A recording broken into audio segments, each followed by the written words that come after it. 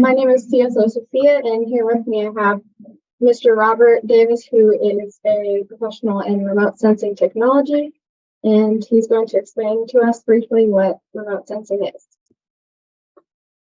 Hi, everyone. Remote sensing is figuring out what's going on somewhere on the Earth without actually going there.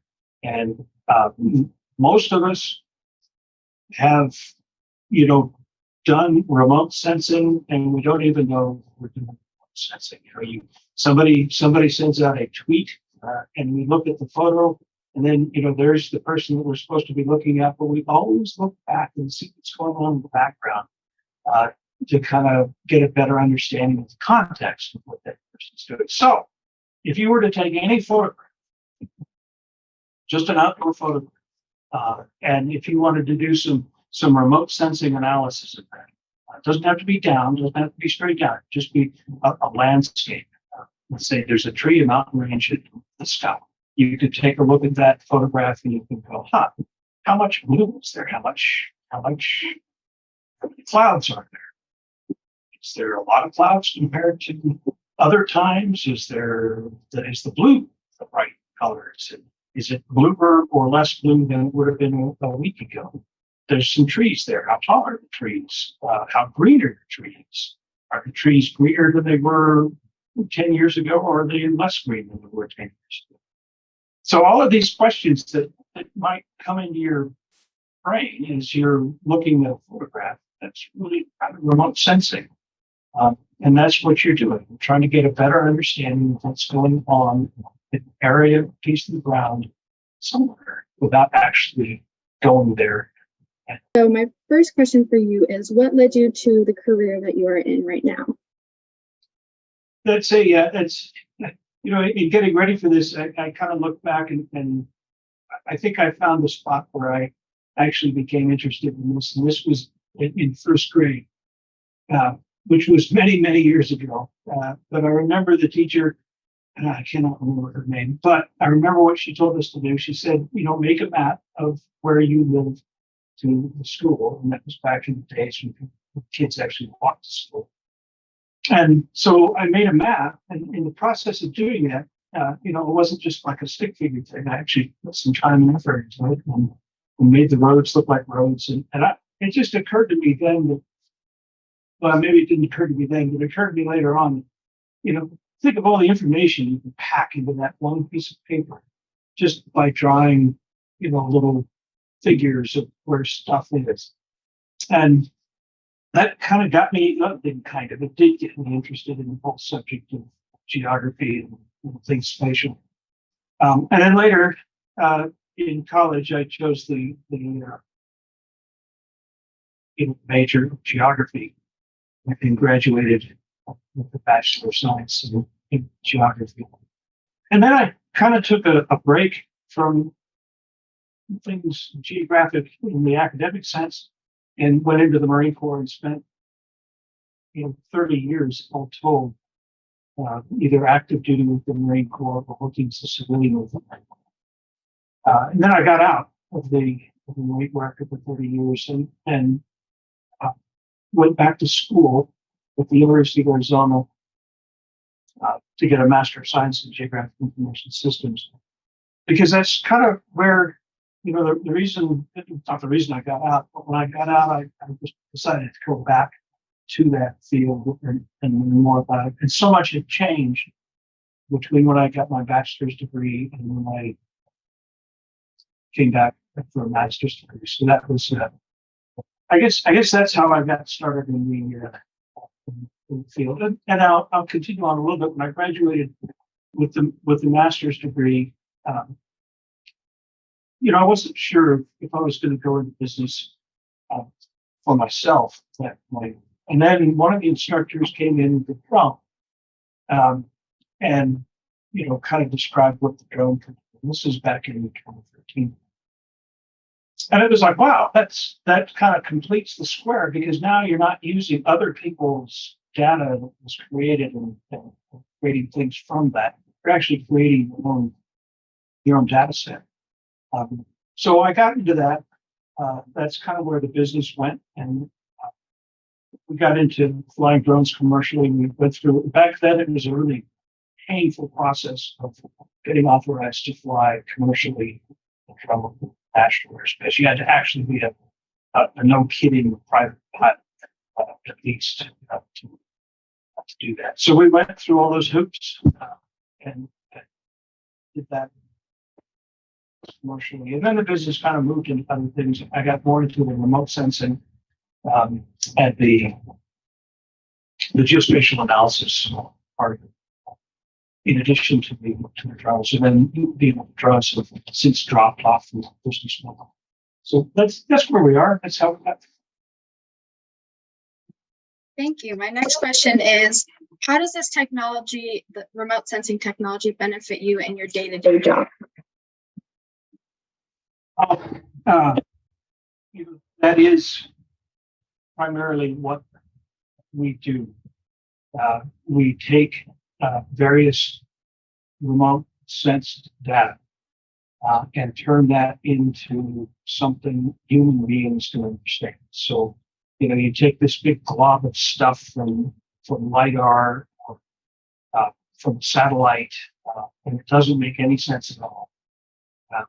Look at it in its raw form. And the trick is to turn that into something that a human can understand, something that satisfies a particular need, or doesn't satisfy a particular need. That's one of the, I don't want to say problems, but that's one of the interesting things about remote sensing. You never really know what you're going to get.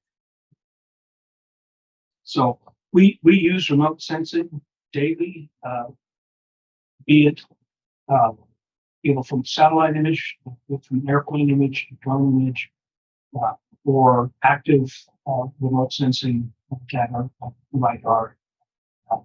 And there's even some space-based LiDAR that we'll kind of explore right now to see if that would help. There you go.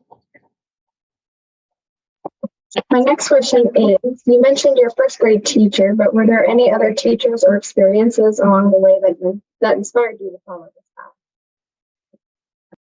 path?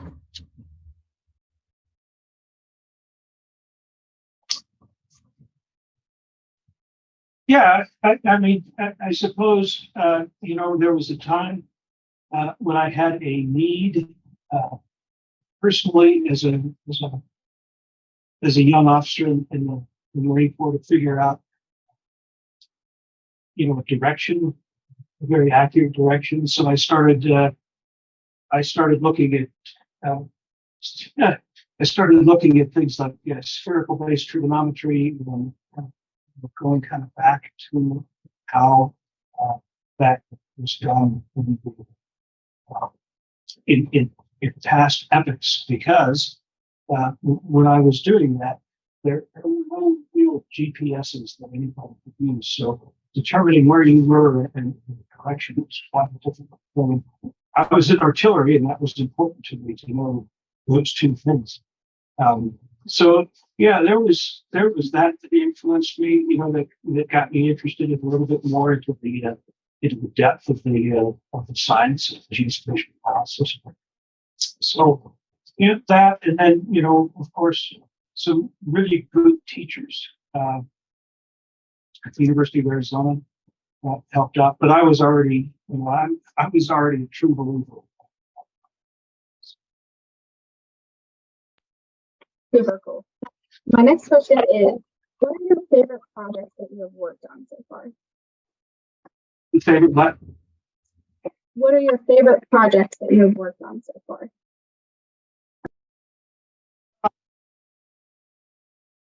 Well, they're all my favorite projects.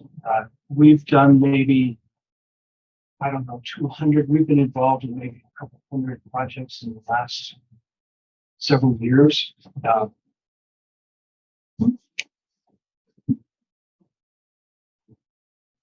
Well, I mean, there was one project that was kind of a synthesis of two different kinds of remote sensing. It was we took LiDAR, and then we took just regular aerial photographs which weren't really rigorously produced. So it was difficult. It was difficult to compare one photograph with another photograph and get a conclusion of what's the tree and what's not a tree. So what we did, which was interesting, and it's kind of a sense of discovery when we do these things, so it's fun. So what we did was we said, well, okay, well, let's find the things that are in June in the desert Southwest. There's only a couple of things that remain green, and that's mesquite is one of them. That's what we were trying to find. And so we did a kind of a standard technique of finding living green vegetation. And then because, that the images that we were using weren't really rigorously produced for that kind of analysis, we used LiDAR on top of them. So we said, okay, what are the things that are green? And then we created a layer or a map of the things that are green. And then we asked LiDAR, okay, now what are the things that are tall? And then LiDAR gave us, created a layer that had all the tall things. And then we said, okay, what are the things that are green and tall? There's a piece of map that we used. And behold, we had a reasonably 95% accurate, which is very reasonable in this business in remote sensing, 95% accurate idea of where mesquite trees were and how big they were. That was a pretty interesting and fun project. Sounds super awesome. What does a typical day look like for you? Yes. There is no typical day. It's there could be projects stacked up behind me, which there are now, and then there can be, I don't want to say long periods, but there can be several days when really nothing is going on. Done everything that we've contracted to do, and we're just kind of on night. I'm not good with hiding, so I'll go find something else to do, and that usually is in the geospatial world. But a typical day, to answer your question directly, typical day is primarily processing remote sensing data, taking it from the internet, from wherever it comes from, and turning it into something else. That is usually sitting in a computer and doing that kind of work. Then often there was an opportunity to go out into the field and actually look, maybe to ground truth what we're doing, or just to have a look at the site and their appreciation of kind of overall what we're looking at reality and comparing that to what we're looking at. Yeah, so it's a mix of stuff. So it could be most of the day sitting behind the computer, which I enjoy, and it could be most of the day going down in the field stuff and taking notes and doing the field. My next question for you is, what's your favorite part about just in general about your career? Yeah, well, the favorite part about what I do is the sense of exploration, sense of, you're never sure what you're going to get. For instance, somebody contracts us to go out and, find mesquite, for instance, and we go out and we find mesquite, and everybody's kind of has a number in their head of what the percentage is of mesquite that's out there based on what I'm not sure. And then we come up with another, or that either confirms that or is wildly different from their number. And that's kind of an interesting part of it. You never know what you're going to get. And that is also, there's also a certain pleasure of finding things out. So if you're doing a project on one thing or another, for instance, we were doing a project on finding birds. old agricultural farms that were created in the 1940s and before. And, one might think, okay, we got several square miles, maybe a watershed. How many of these old agricultural farms might there be? Well, it turns out there's hundreds, if not thousands. So they're all, impacting the environment. Because the water flows around them. Things that are green that weren't green, decades ago, and now they are. How does that impact everything else? So, that kind of pleasure of finding things out, the surprises you get along the way. I really enjoy that. I chosen. My next question is, what would you say to someone who is looking for a career in remote sensing technology? Yeah, I would say that, if you're interested in that kind of career, take the time to explore it and find out, as much as you can about it. There's some really good organizations out there, the American Society of Remote Sensing and Photogrammetry, ASPR, Photogrammetry and Remote Sensing, ASPRS is a great place to start.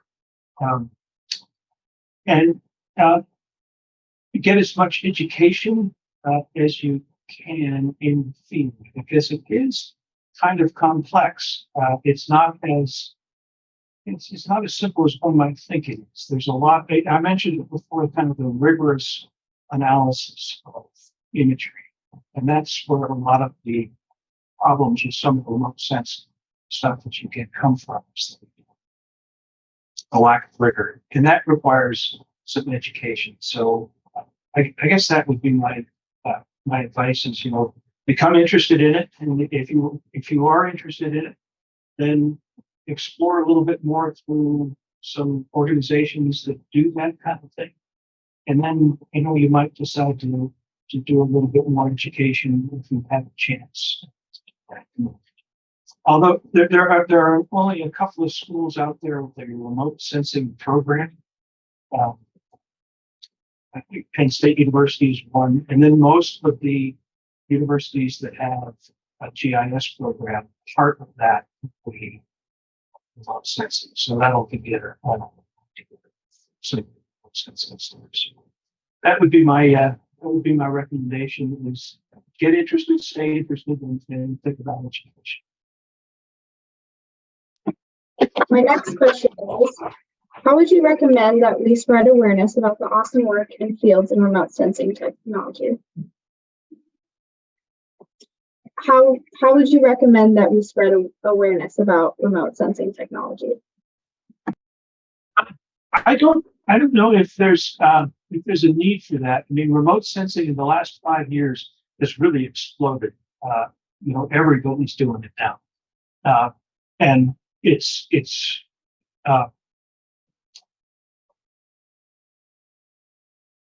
there's almost so many avenues to follow to get the word out about remote sensing.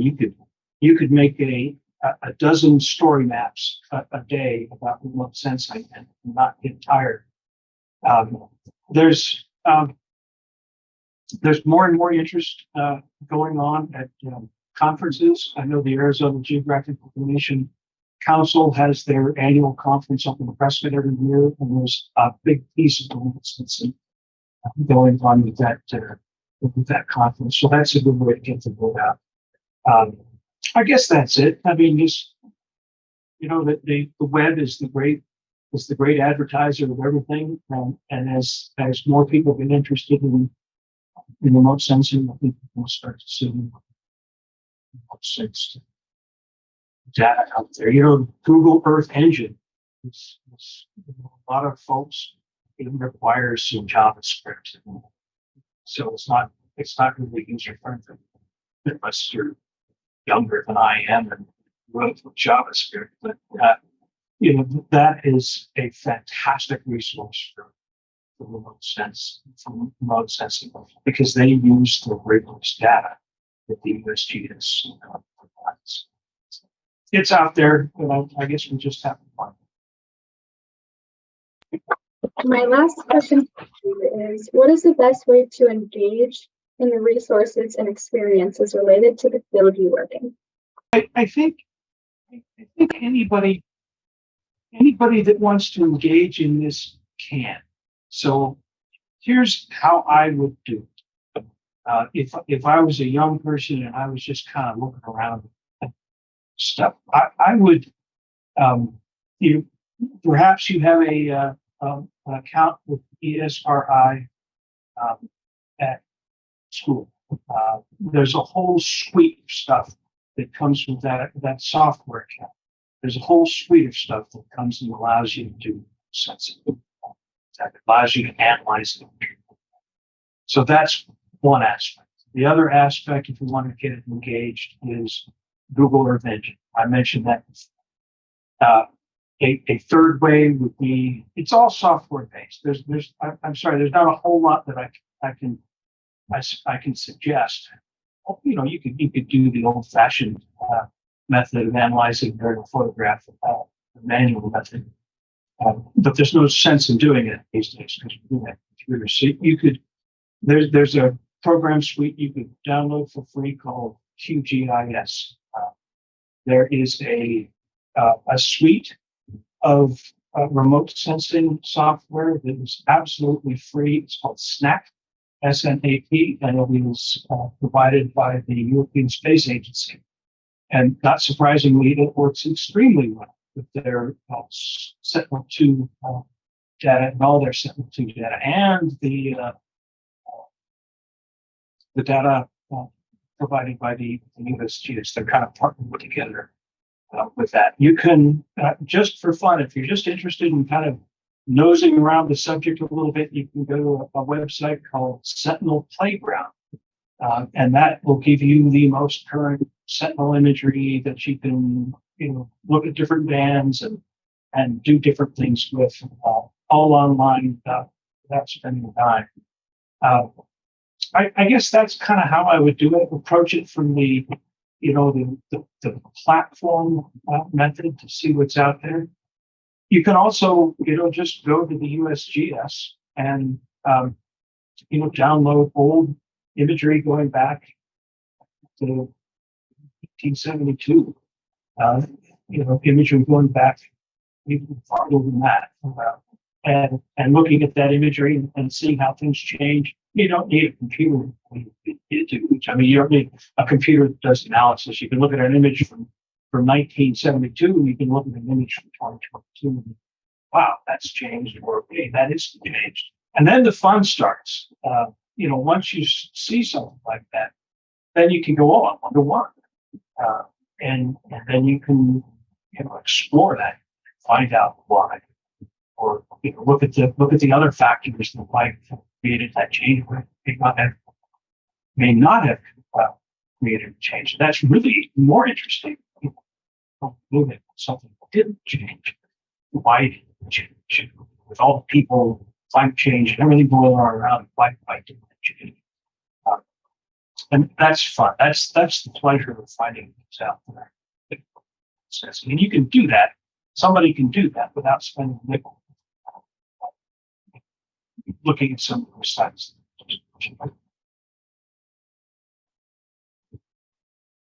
Well, those are all my questions for you. Thank you for agreeing to have me interview me today. You bet. It's fun.